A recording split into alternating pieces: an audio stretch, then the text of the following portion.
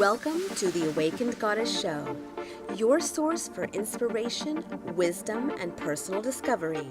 The place to learn from a diverse mix of mentors, metaphysical experts, spiritual leaders, and best-selling authors from around the world. I'm Angela Wilkinson, intuitive coach and founder of the Awakened Goddess Academy. Join me as I explore the minds of my masterful guests while they share powerful insights and easy-to-use tools you can start using right away. Now, let's tap into the energy of the Awakened Goddess and be enlightened by today's guest.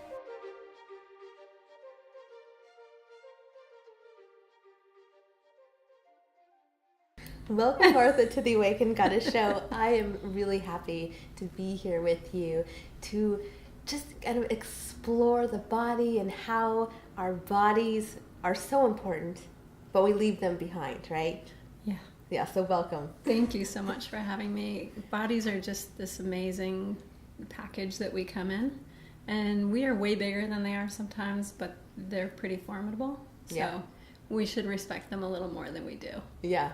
Well, what a great place to start, because I think we all have a tendency to take our bodies for granted until they cause us discomfort and pain and problems. Absolutely.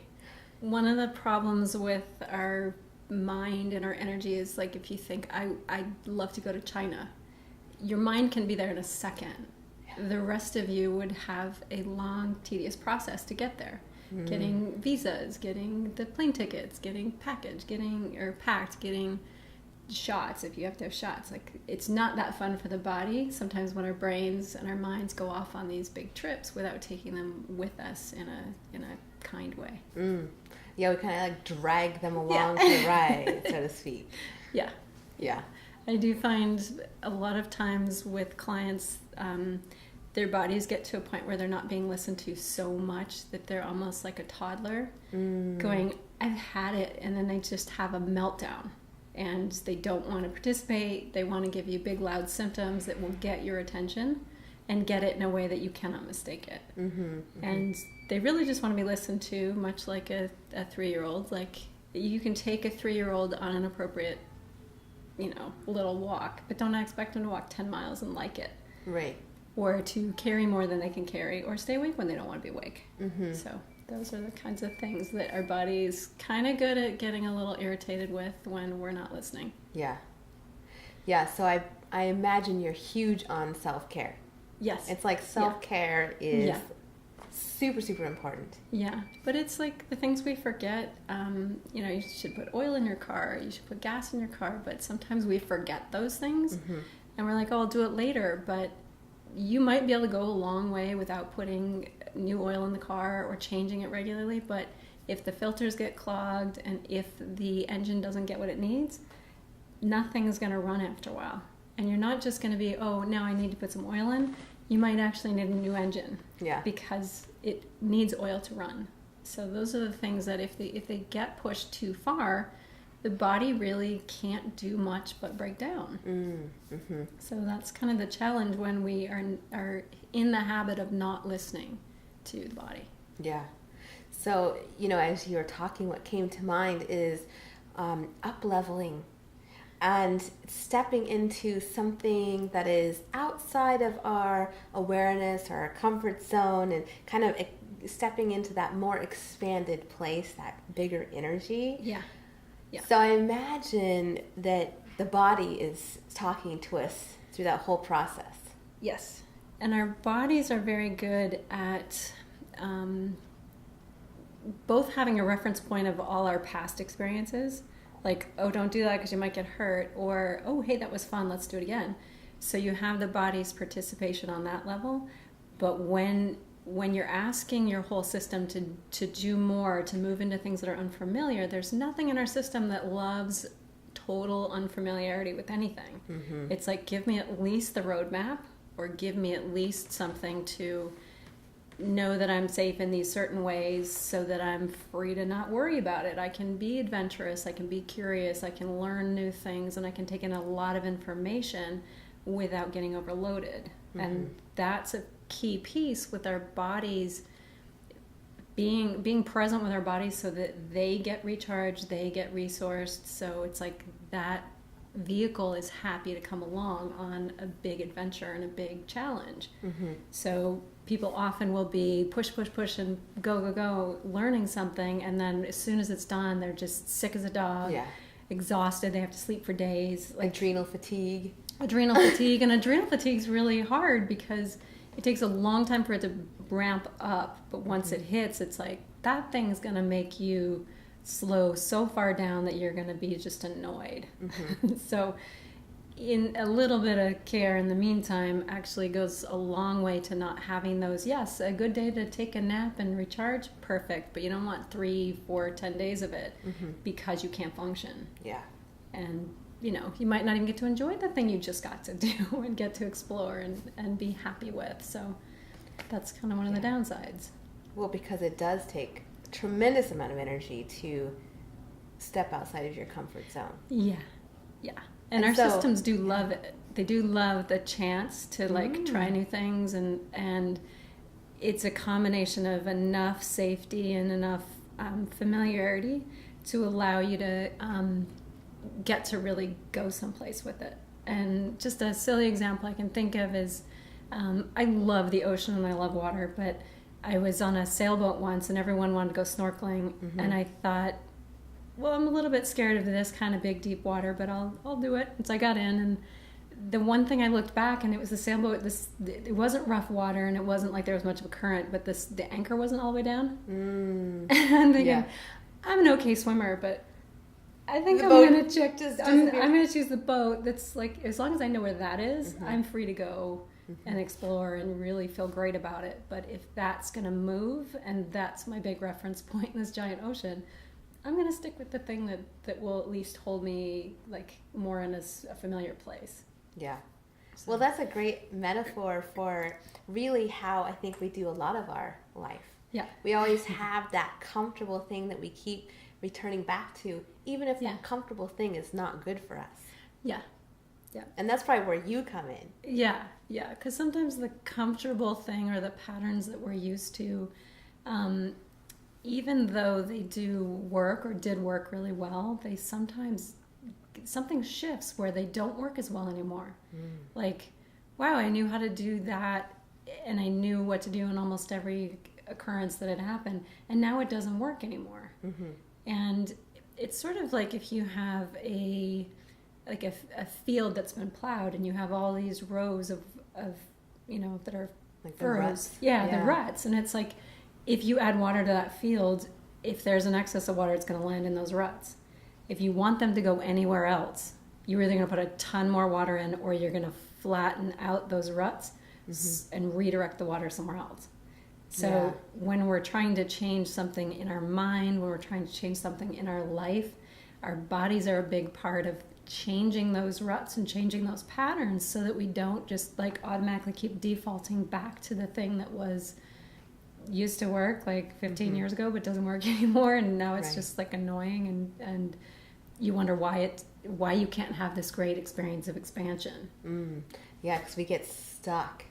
And it's like you get in that groove, and it takes more energy to get out of that groove. That's like the path of least resistance. And bodies and patterns like that, I think, are when we can't help but just automatically default to the easiest thing possible. Like when we're tired, we just kind of we slouch, we slump, we like curl up. It feels good, but if we spend lots of time doing that, we're gonna walk around looking like that, like we're all hunched over and not upright, and not able to breathe as fully, not able to experience life as fully. So one of the things that I think most people can probably relate to is when you get a shopping cart with a wheel that's funky. And you have to keep kind of like strong arming it to get it where you want it to go. And it's like those are the patterns and the places where we get stuck, that they just kind of keep pulling us back into the things we already know how to do. And in the relationship to bodies, I find the things we tend to use are the ones that are easy, the things that are super strong, and like you have 5 muscles doing all the work and 5 sort of coping strategies doing everything. And then all the other little muscles are not, they're like, okay, fine, if you want to take over, Yeah. go for it. And then the people usually, when that starts to break down, they have to do something else. And that's often the gift of injuries, for the weird way to put it, is like they make you pay attention in a way that you don't have to until you have one. Yeah. And that's kind of a lot of the reasons why people will sometimes come to me, is that they've had something that doesn't work, and it works badly enough that they have to do something to change it. So, well, because isn't it that all of our body pain or our discomfort or illnesses is really based in like an emotional like energy we're holding on to? it can be. Yeah.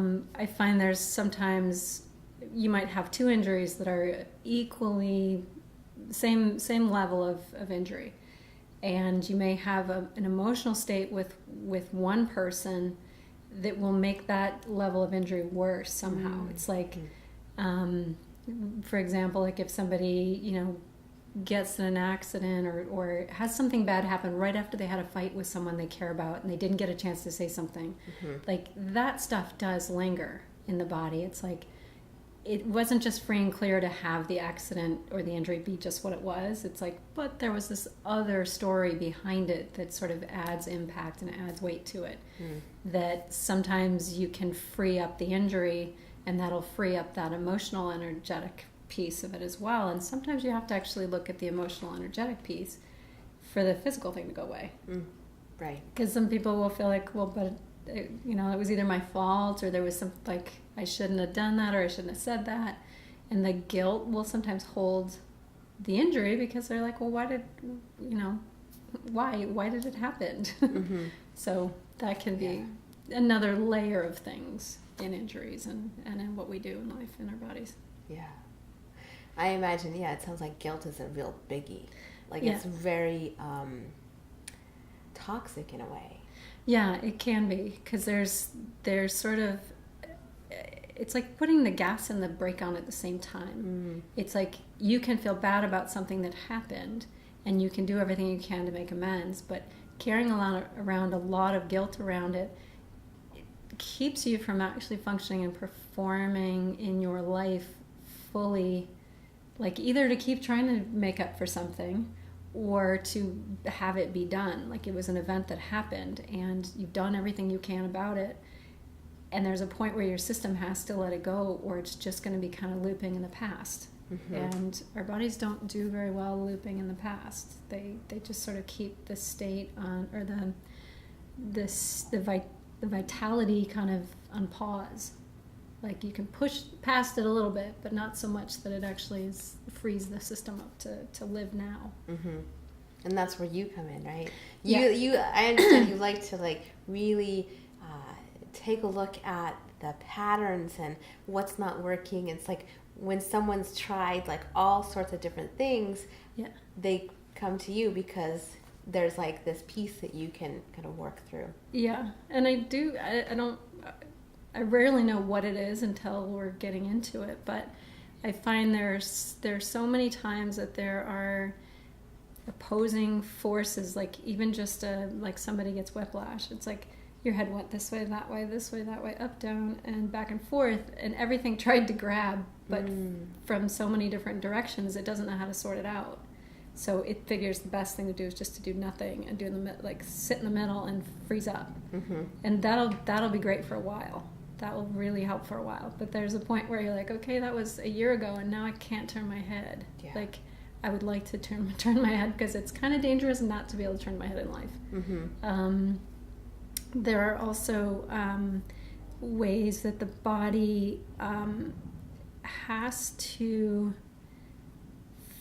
sort out different, so many different aspects and energies that it can't really get a straight idea of where to head. So it's almost like it's here for us to use in a way, right? Yeah. So it's carrying our soul and our spirit around, and then we're supposed to be in the driver's seat, giving it direction and taking care of it, and all of these, kind of like the parent of our bodies. Yes, and our bodies, they do a great job to try and work with our thoughts about our bodies. Sometimes it's like, I don't like how mean we get about the way we talk to our bodies, the way we think of our bodies, but it is the whole piece. It's the soul, the mind, the emotions, the body, the energetic experience. It's an entire whole thing. And any one of those things being left out is really challenging for the rest of the system, because it's like, I don't know, trying to walk with fewer limbs, like one fewer limb, or to like just something that's really key and vital to the whole picture, and the whole picture's integrity. So whatever that looks like, it's bringing all of those aspects into harmony with each other, at least into a conversation with each other. And I find bodies, the way we tend to use them, we'll have things like, we'll use the strongest muscles we have, the ones that we love to use, and we'll ignore all the other ones and until we injure them in some way. And it's like, if you had a team of people that could make something happen, that happens generally very quickly. It happens efficiently. You've got lots of ideas and input that can move that along faster than if you were trying to do that entire thing by yourself.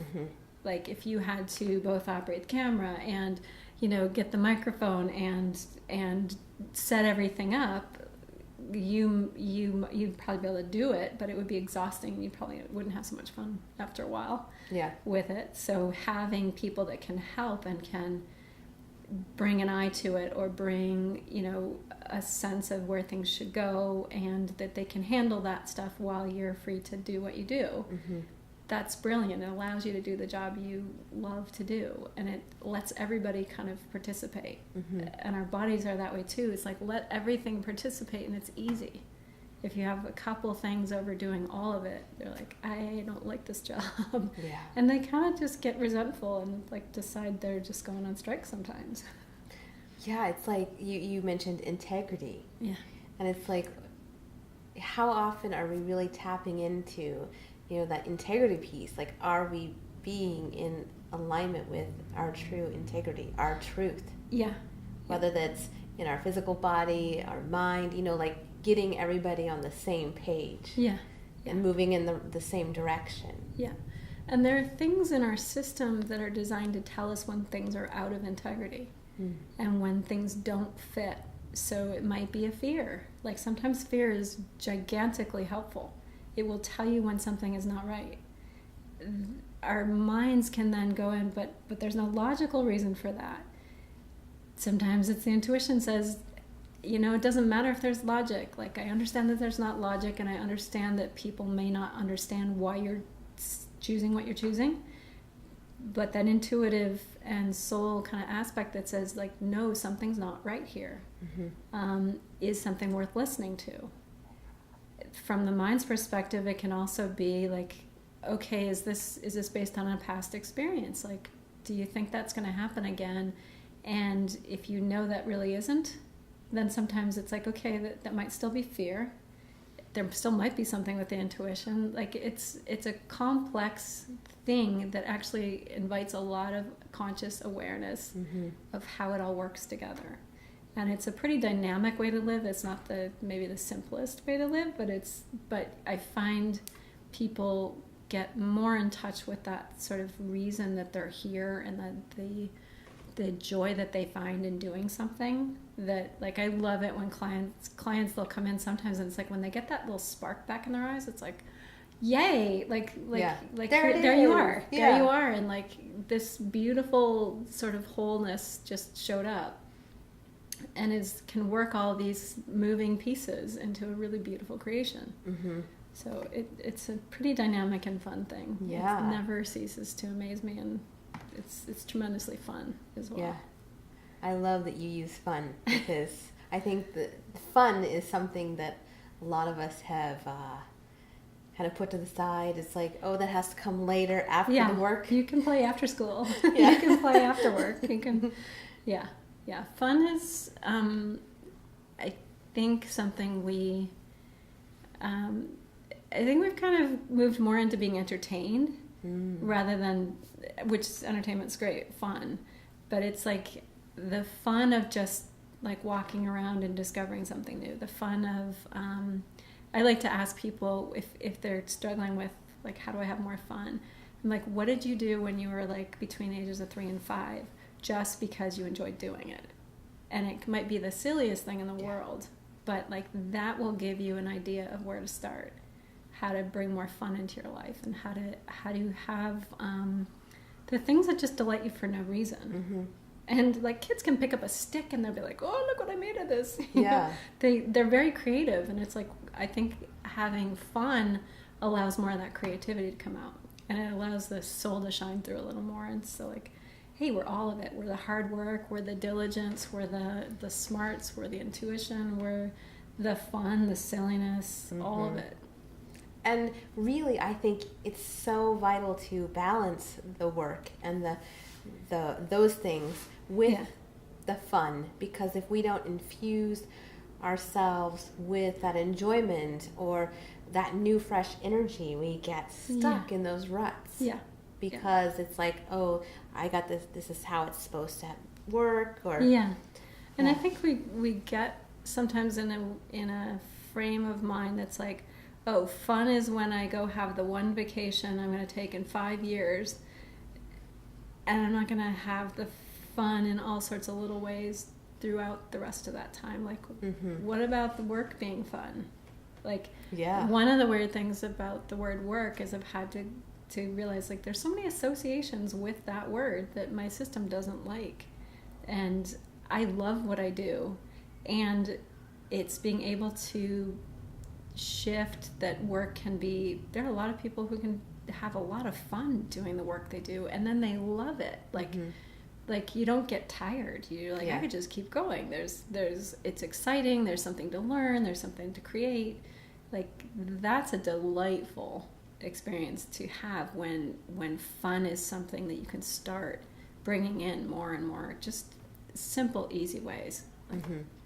Yeah, it's those, I think you said earlier, the small, simple pleasures of just allowing yourself to be delighted. And kind of get out of that focus of needing to, get things done or getting to your destination, but rather opening up your awareness and seeing what magical things you can just notice, like the little, like the dew on the flowers, or the blossoms, spring, and just like the freshness, or finding dimes on the street. And I find when I allow myself that kind of space, because the thing I liked as a kid was just to wander, like with no kind of agenda to where I was going and what I was supposed to do, but what would I like to do, and just see what I run into. And I have the most amazing conversations with people when that happens, when I discover like new things I've walked by 100 times. Like on my way downtown, I find an art gallery that I've never seen, and I have a great conversation with somebody. And I find it creates more connection, both with people and with the things around us. And even just like noticing a tree you've passed every day forever, when the buds are finally out, you're like, oh my gosh. And it's almost like, hey, look at me, I like, look how cool this is. Like, new life is starting. And that kind of enjoyment and fun and and being able to be excited about things. Like, if you remember what it's like as a kid, you're just like, like so excited you can hardly stand it. Like, you can't sleep, you like, just that excitement. And I think excitement is one of the things we totally lose as adults. Well, and isn't it that we're truly supposed to be following that excitement? Isn't that like the guide to help kind of get us in the right direction and get us to like our life purpose, or what it is that we're supposed to be doing? The excitement is always a really a very key factor. And one of the things I realized not that many years ago was like, wow, I kind of taught myself not to get very excited about things. And I started to notice like, oh wow, that's really interesting. It's a little unsettling, but starting to follow it and see what I actually got excited about was really nice. And there were times when I realized I was I think it was maybe about 10 years ago, but where I was saying yes to things and doing a lot of things I was like not that interested in, or it felt tiring, or I felt frustrated about things. And I thought, well, what if I just say no to most everything just for a period of time until I want to say yes? And I just did a lot of cleaning my house and sorting through old things, and I got rid of many things. And it was so exciting to realize, like, oh, I actually want to go do things. I want to, like, and I have a true desire to, so it doesn't really matter. Like, I'm going to go anyways, and I'll enjoy it whether or not it's super fun. It's like, because there's a desire there to do it, and I'm not doing it out of obligation. I'm doing it because there's actually something that wants to engage and wants to connect, and that was really fun. It was like brought back this sort of being willing to appreciate my friends and the people around me and life in general. It was like, oh wow, that's so cool. Yeah. Sometimes just to have a little bit of that internal time to be able to enjoy the external a lot more. Well, and it's like a whole shift in perspective. Yeah. Like you're living in a state of being, and what's the word I'm looking for? Like exploration, but just noticing. Yeah. Like children, everything is new to them. Yeah. Yeah. Or And pets. like, oh. It's like you were just gone 5 minutes ago, and like that delight that they have when you come back in the door, even if it's been 5 minutes. It's like, wow, that's pretty pure, beautiful energy. And when we can have that about our work or about the people we're with and the families we have, it's like it really does start to spread and spread out and wide, and allows people to show up really differently. It allows them to be really appreciated. And when someone feels appreciated, it's like you can see it all over them. You can see it in their energy. You can see it in their body. Everything kind of like gets like happy and alive. And like, what would the world be like if we were doing that? And if our bodies were part of like, oh, hey, this is a fun adventure. Like, please, and the dog wants to go in the car with you and go on I don't want to be left at home. Do you find that there are like specific things that people often come to you for? Like, is there a pattern or any particular block that you see a lot? Yes. On a physical level, people are often, I work with people who've had injuries that they've made some improvement with, but they're not entirely going away. And it doesn't matter how long. It can sometimes be it's been there for decades. But the body's finally ready, for whatever reason, to unlock that little puzzle piece that will make it flow better and make it feel like it knows how to function the way it was meant to. Energetically, I work a lot with people who feel like they're very sensitive. And that they often find like the world's pretty overwhelming because they are aware of everybody's energy and everybody's thoughts and everybody's everything. So it's like having 20 radio stations playing all at the same time, and it's no wonder that they actually feel like, oh my god, I can't deal with the world, and I need to like give myself a very small box to live in. And then that's tough for them because it's like, I don't want to live in a tiny box just so I can deal with the world outside of me. And the beautiful thing about being sensitive is it gives you so much information if you know how to work with it to sort of weed out all the extraneous noise. It's like, no, I just want to listen to that one thing on channel 3. I don't want the other ones to be playing all the time. So it's mostly like helping them learn how to be in their bodies and using their body's awareness to kind of decrease the amount of noise that's going on in our conscious mind. Like our intuition and our sense of our energetic space can be really tough when you're in crowds of people because you're closer in than you might want. And it's when you feel and sense other people too, it's like, how do I tune into what I know and what's true for me and not be watching all these television sets and aware of everything that everybody's doing around me? Yeah. So it's a beautiful, I particularly enjoy seeing people like start to really own their own system and see the gift in it and see how beautifully designed they are, and that even though they may not find lots of people out there in the world that are like them, there are a lot of people like them. And I think we've all been hiding in the woodwork, and that we're all starting to sort of come out and go, oh, you have that experience too. Like, and like, it gives you awareness of things that sometimes, like the intuition piece, like, I don't know why I know that, but it's important to know it. And sometimes the phrase that always sticks with in my mind is when they ask people after some big terrible event has happened, but like, did you know? Like, did you get a sense of something? And like, incredible amounts of times they say, yeah, I knew something, I just didn't know what I knew. And I didn't know what to do about it. Because if I had gone to my boss and said something, if I had tried to tell people, they're like, what do you base this on? Like, what do you, like, show me the facts or the tangible evidence in the world around you that confirms that you have this idea. And unfortunately, with intuition, you don't often get to know what the tangible things are that you could prove to somebody. But they might be the thing that says, like, no, you need to get out of this spot right now and just move, and you might miss getting hurt by something. And you have to act quickly on those things. Because if you sat around looking for evidence, you'd be the evidence. Something that needs to happen now. So I love working with people who get to actually kind of have the empowering sense of like, wow, this system is really, really good for like what I'm here for in life.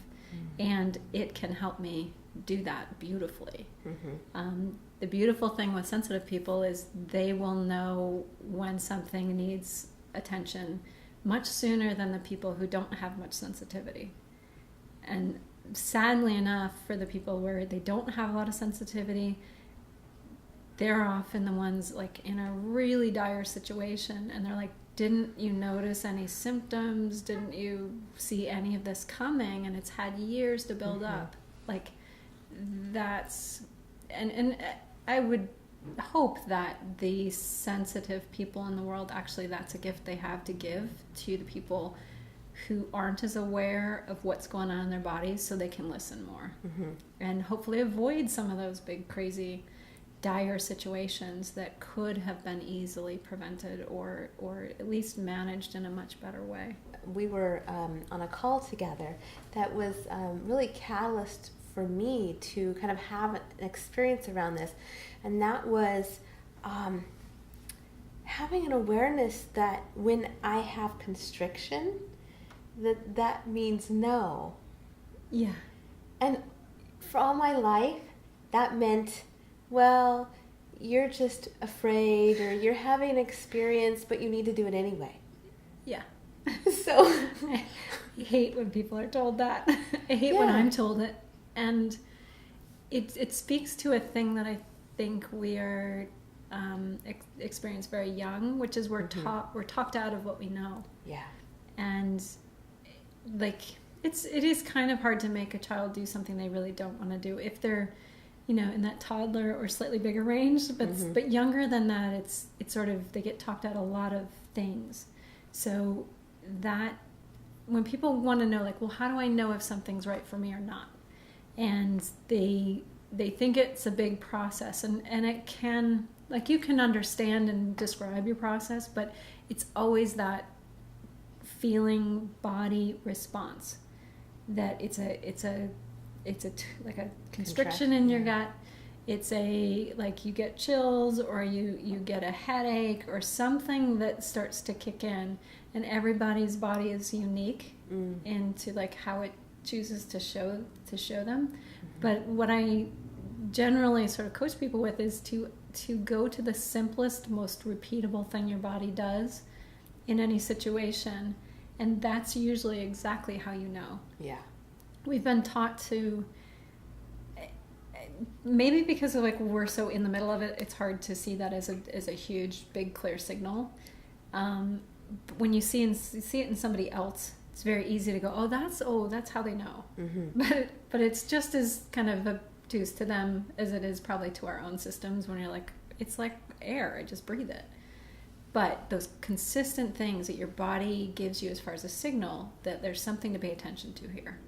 And it just begs the question, okay, so I get this constriction. Am I excited about something and I have no idea how to do it? Am I terrified of something and there's no way I'm going to do it? Am I being talked into something that I don't want to be talked into? Is there something here I'm aware of that needs to be brought out to be more conscious so I can see and have a better picture of the whole kind of layout of things? So then I could either feel more comfortable or know for sure, like, there's no way I'm going to do that. And also for just human beings and bodies in general, I would say we are talked out of the things we do know really, really clearly. And we even talk ourselves out of things we know clearly. Even when you're, you ever do that where you ask a question and you get the answer and then you're like, but no, I didn't look at it from this side or that side. And you ask like 50 more times and it keeps getting like less and less and less clear. And then you're like, I don't know anything. Yeah, that was me in relationships for, 18 years. I'm like, oh, I like this guy. Yeah. Gut check. Yes. No. I'm like, but wait, I like him. Yeah. Let's just do it anyway. Yeah. And the thing that's neat, if you trust your body, you don't have to negate the fact that you like him. You get to honor the fact that you like him, and there's something that just does not sit right. Yeah. And that way, and none of us like being told not to do something we want to do. So that elicits a little bit of rebellion when we're like, yeah, but I like him, and you're not going to make me not like him. You get to like him. And you get to also investigate the other side of it, which is what's that little nagging feeling? What's the constriction? What is it telling me? And have a curiosity and an ability to investigate and see what else there is about it. Yeah. So it tends to make the picture richer rather than immediate, like, well, you absolutely can't. And then we resist it. We do it anyways. And it just makes the hairball bigger. So. Yeah. So it's not cut and dry. No, but it's... Unless it's a yes, right? Yeah. Because if it's a yes, it's like a yes. Yeah, and when something's a yes, it's so freeing and light feeling. You know, even silly things in... I was looking at doing a program, and I was like, I want to do this one, and I want to do this program. And this one I thought I would love, and this one I was like, I don't want to do that at all. And my intuition I just heard it one day. It was like, yeah, I get it. I know you don't want to, but it would be really good for you. And I was like, buzz off. Like, I don't want to. I don't see any reason for doing this. So you tried talking yourself out of it. So I was trying to talk myself, but it was interesting because the thing I thought I was going to enjoy, I actually didn't. And the thing I thought I was going to hate, even though there were things about it that were really challenging, it was a really safe and not so much safe. It was a really great opportunity to do something in a scenario where I didn't have tons of things invested in it. It was like, I don't really care if I do well or don't do well in this program. Like, it's really just an exploration. So it gave me so many chances to learn things that have been so valuable in a scenario where I didn't really care how well I did.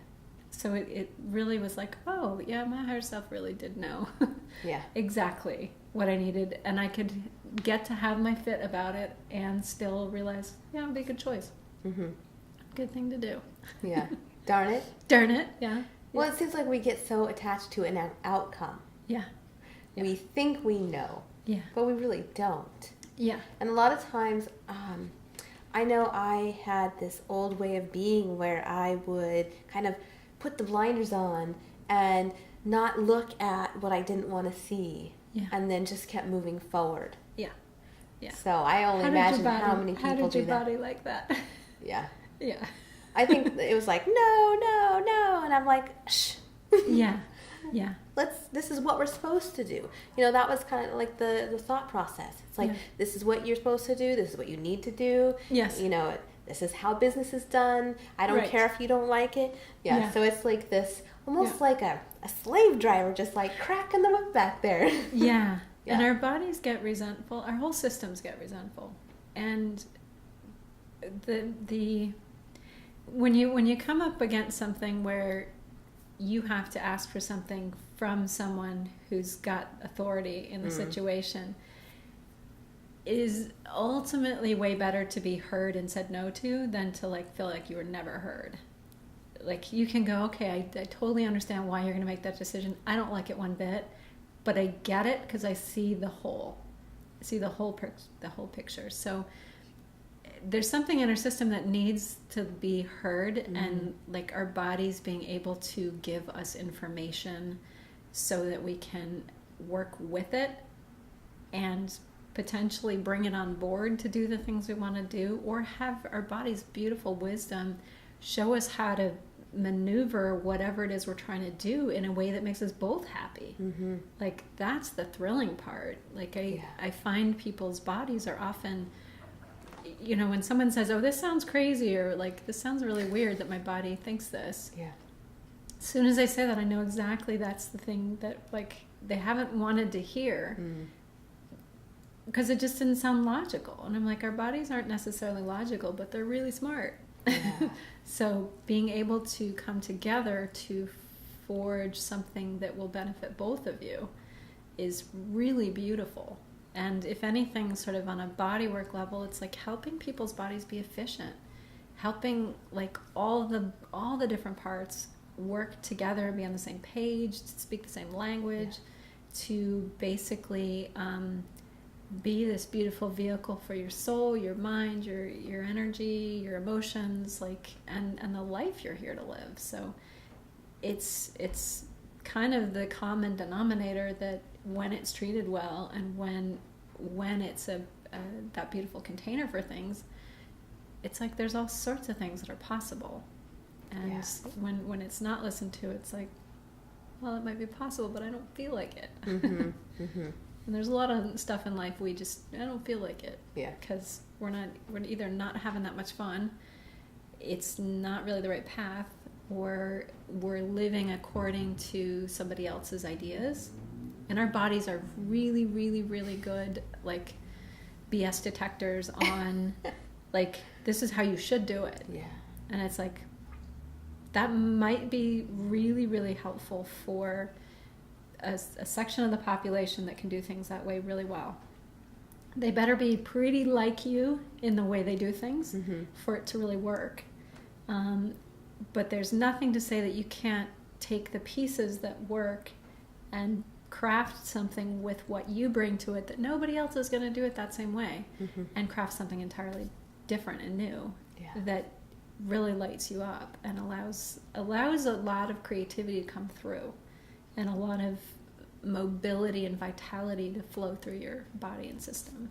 Which is really cool. Yeah. Ooh, I like it. Yeah. So this seems like a perfect time to do like some sort of experiment or experiential process of some sort. So I would love for us to kind of sample it and get the viewers along for the ride. Okay. Yeah. I'll try and come up with something they can do as well.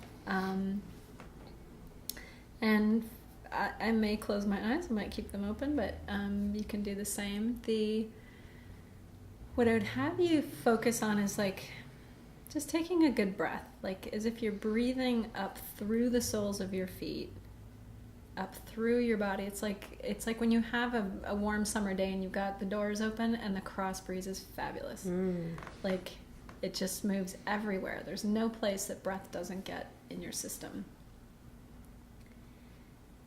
And what often I'm looking at in people's systems is, how are things lined up?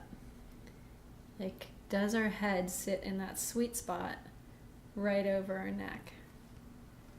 And does neck like having the head sit on it? And from the other end of things, letting the feet feel the ground right underneath, like feeling into the dirt, feeling into the like if you're standing on grass, like the feeling of warm sunshine on the grass, and the grass is part of the sod, and that's on the dirt, and the dirt's connected all the way down into the rock and into the lava center of the earth. That connection really holds your body, and is, I tend to think of the earth like this big giant surge protector. It's like we think our lives are so crazy, and it's like, put some of the crazy, like it's nothing to the earth. It's like we're like that much energy compared to what it does. Like it's like just the overflow. It's just energy that if you've got too much, it just can keep going, and if you need some, it brings it. And then letting your ankles just stack right up on top of your feet, where they just work beautifully, smoothly. And then letting your lower legs sit right up on top of the ankles.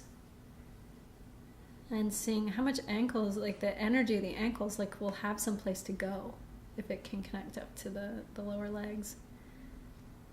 And that our beautiful knees that basically have to navigate so much energy and movement and flexibility, that our knees are actually just the things that sit on top of the joint of two bones coming together.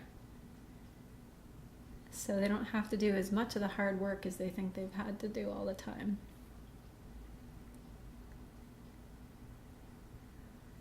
And then letting the thigh bones just sit directly over the shin bones. There you go. And letting the tops of the femurs or the thigh bones, like just let them rest, and kind of like you're floating on a raft on water. Like they just float in the socket. Like they're beautiful constructions, for lack of a better word for it. There you go. And that your pelvis is actually just almost like a bowl of water that sits just level over your legs. And that all of that great support up through the lower body and pulling into the pelvis, that actually communicates all that great support right up into those lower in the lumbar spine. The hardest or second hardest working part of the body being our low backs, and our necks would be probably the second. They'll fight for first, is what I just heard. There you go. So all of the support that the earth provides lifts that spine up out of the pelvis. So everything just, it's like hearing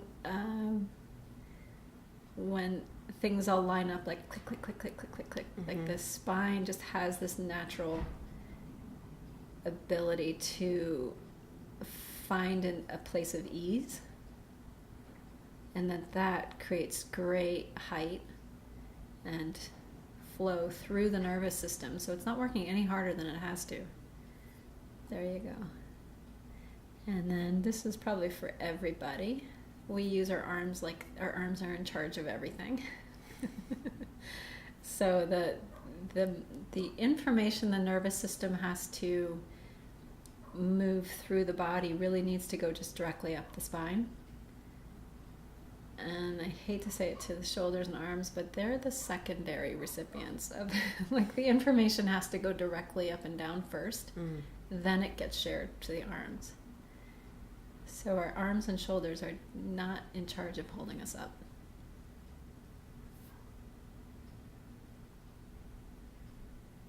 There you go. So our arms, a visual I like is that they're not the hanger. They're the garment, not the hanger. Like their job is just to kind of look nice and and be easy to move. And then when that all stacks up well, it can finally give the head and neck a sense of the trust that they can have, that they don't have to hold themselves up. They're not designed to. Mm-hmm. And we'll just do a little bit of helping your neck move a little. It's almost like it's a little bit pulled back, but allowing it to just find a slightly different, there it goes, different alignment with the rest of your spine. Mm-hmm. That then starts to let that get its height back.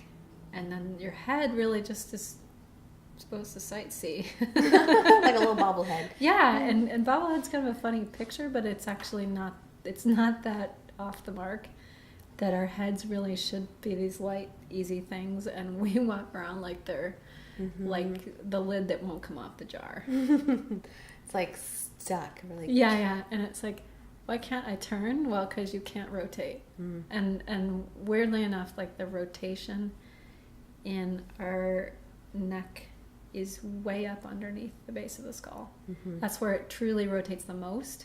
The rest, they can sort of rotate and side bend, but the rotation is way up underneath. So when there's that compression and everything is forward in life, the computer stance, the driving stance. Yeah. Like, I'm like, why do we drive like this too? It's like we think we can't see, so we'll get closer to it.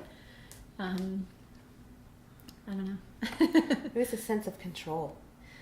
Yeah, and even a computer, it's like, well, if I get closer to it, it doesn't necessarily make any more sense. It doesn't make it like any more easy to sort out.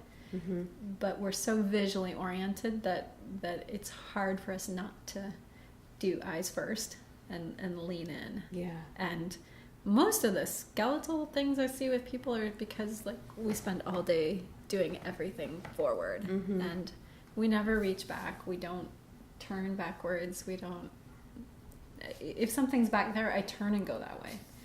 And even though it's a range we don't use, it's kind of like for the energetic system and the body, even if they're ranges we don't use much, we need to have them. We need the capacity to use them, because the time when you have to reach something and you can't, it's because you've condition the musculature to only function sort of in this smaller range that you do every day, all day long.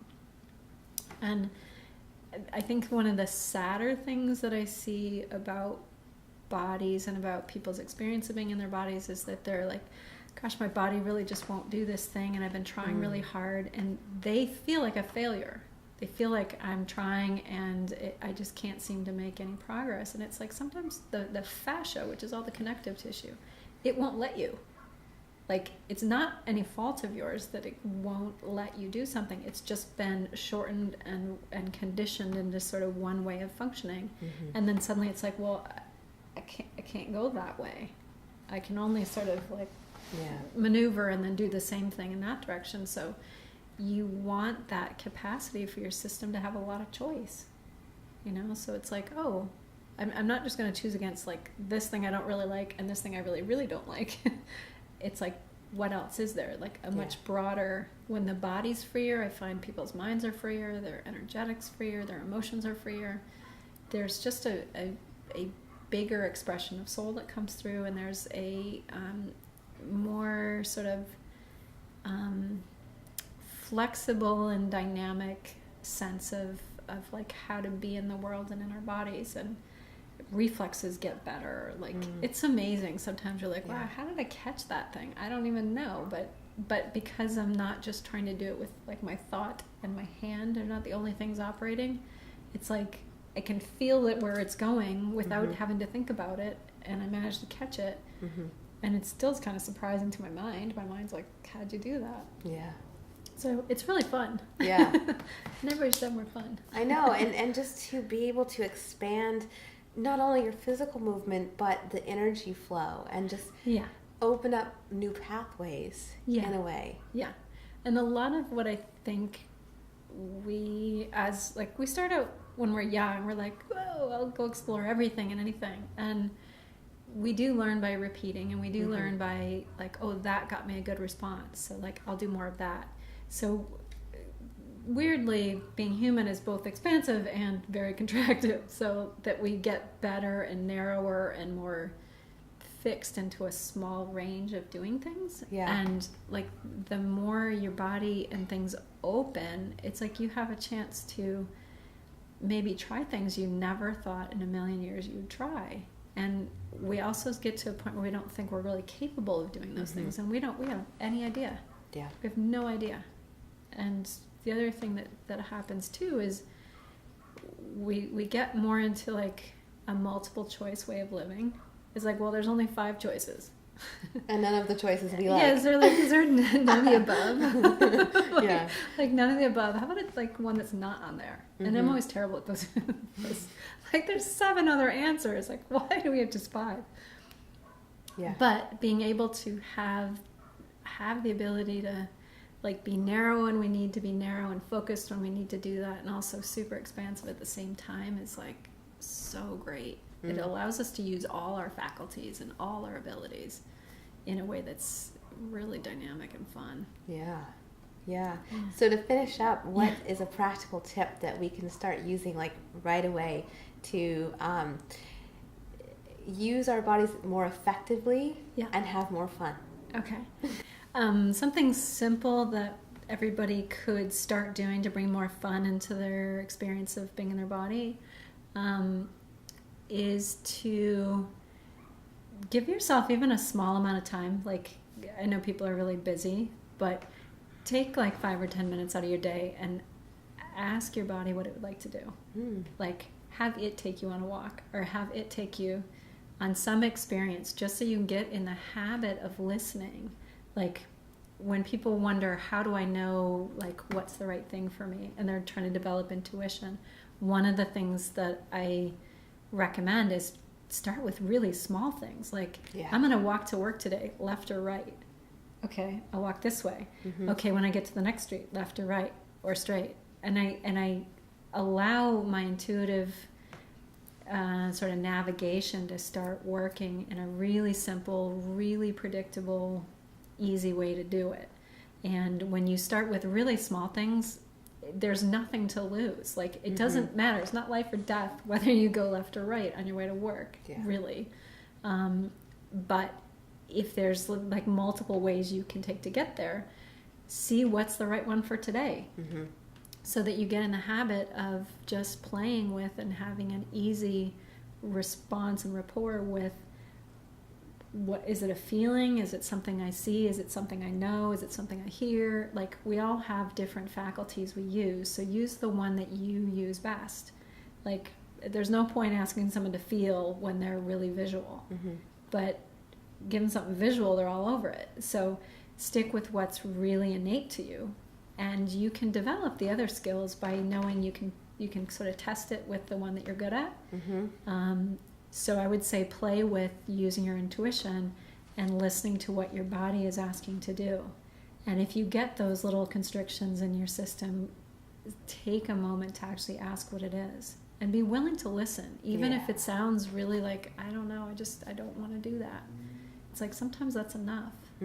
Like, that's way more than enough if it's really important. And if it's something that needs more investigation, just ask the question. And if there's nothing more than that, there won't be anything more than that. So, yeah. So, for a person that is maybe in touch with their intuition, and we want to like take it to the next level, what would be something that they can really kind of expand to the next level? Okay. Let's see. I would say sitting with maybe places where you've been like a little afraid to step outside of the parameters you've given yourself or have been given. It's a mixture of both those things, but think of something you're afraid to do, and let your intuition kind of help you investigate. Like, is it really fear? Is it something that's actually really kind of exciting to my system? Is it something that, I'm basing it on something I've been told? Like investigate using all those faculties that you're already good at to see, like, what would it take if I stepped outside? Like, can I bring my body with me to something bigger than what I'm doing? Can I bring my body with me to something more exciting than what I'm doing? and to play with not leaving your body kind of dragging behind the rest of the train. And not popping up into your head. Yeah, and checking with your body, like, are you okay if we do this? And if you're have any thoughts or qualms about it, like, what would help you?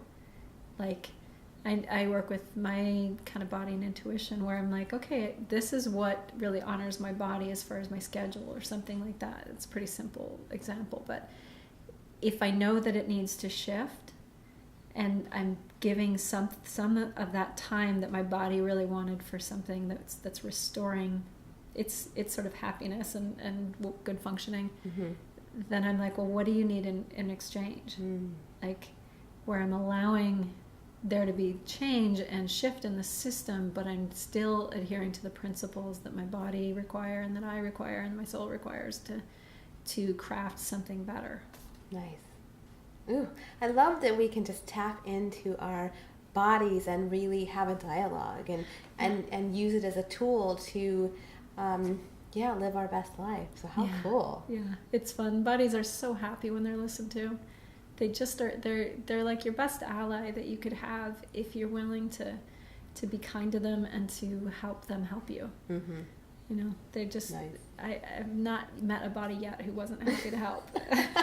I love that. I love that. Yeah.